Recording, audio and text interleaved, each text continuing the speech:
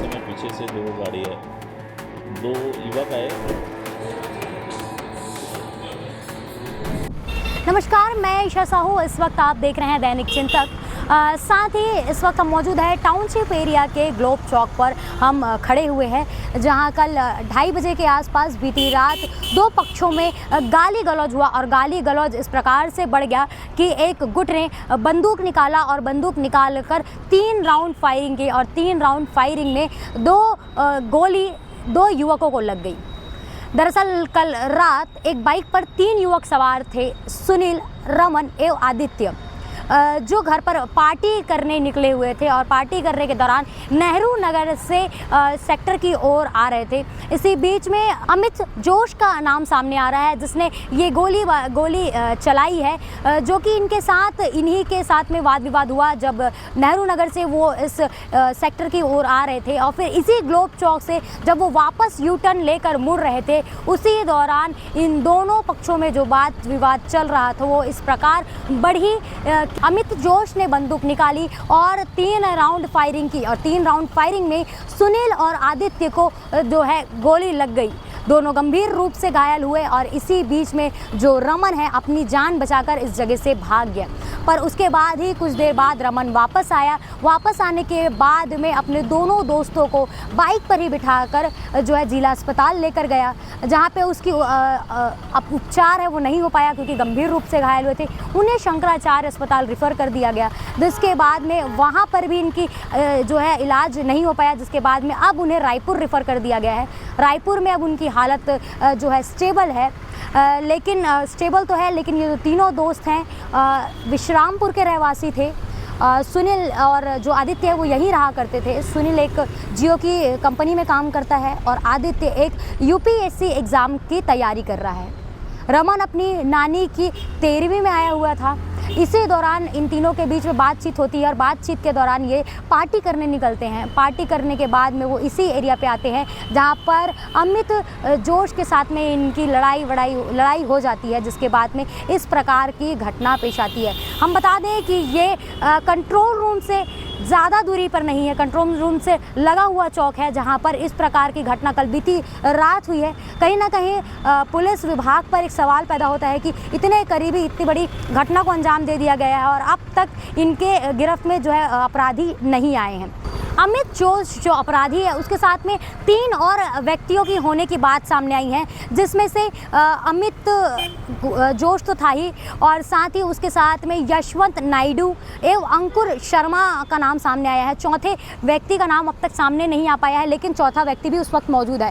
Police इस चीज़ पे कार्रवाई कर रही है और लगातार अपराधियों की जो है पता तलाशी की जा रही है। लेकिन इस दौरान पे जो है पुलिस के द्वारा एडिशनल एसपी सुखनंदन राठौर के द्वारा एक बाइट के द्वारा बताया गया है कि क्या कुछ ये घटना हुआ था, किस प्रकार की ये घटना थी, उसको सुनने के लिए बने रहिए इस पूरे वीडियो में। धन्यवाद।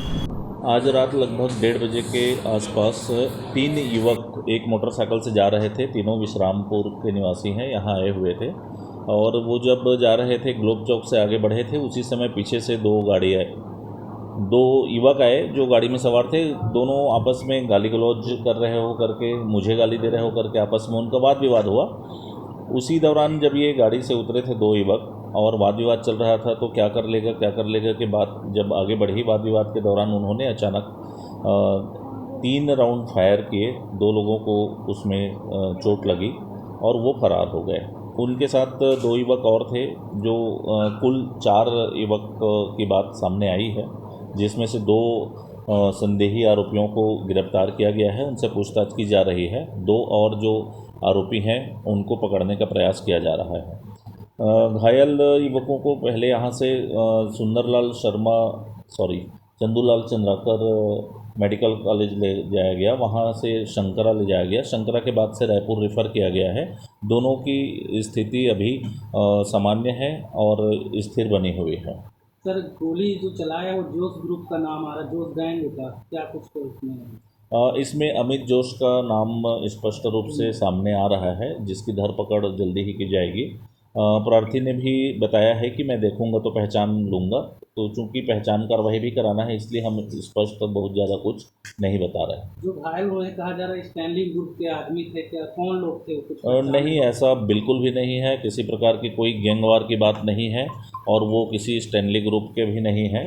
ये 3 अलग अलग युवक हैं। एक जियो कंपनी में काम करता है, एक पीएससी के यहाँ कोचिंग करता है और एक उसकी नानी के यहाँ आया हुआ था 2 दिन पहले ही। ये विश्रामपुर सरगुजा के युवक हैं। अभी वर्तमान में क्या स्थिति है उनके घायलों की?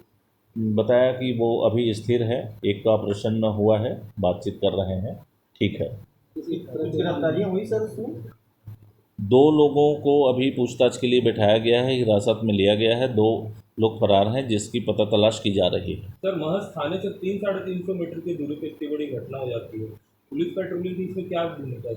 पुलिस लगातार पेट्रोलिंग करते रहती है और पर्टिकुलर उसी जगह पे जाके करे ऐसा तो संभव ही नहीं है कि आओ तुम गोली चलाओ तो मैं देखूंगा वाला।